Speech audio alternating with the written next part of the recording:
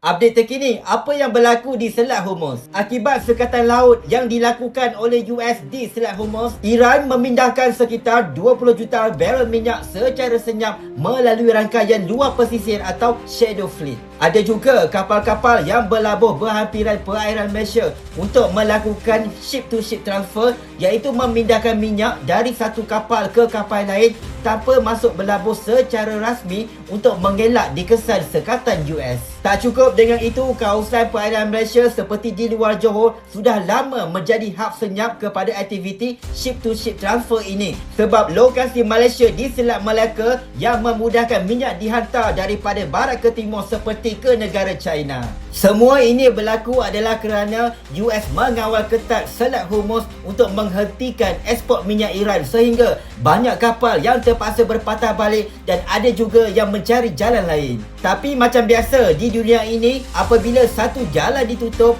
manusia akan cuba cari 10 jalan yang lain untuk meneruskan perjuangan mereka.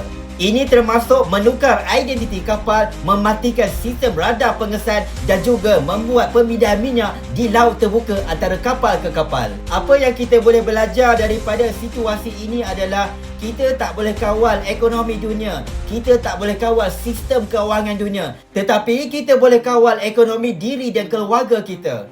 Jom kita sama-sama mulakan simpanan emas secara sedikit demi sedikit di akaun simpanan emas Physical Gap, supaya ekonomi diri dan keluarga kita akan terus kukuh walau apa pun yang berlaku kepada situasi politik dan ekonomi dunia.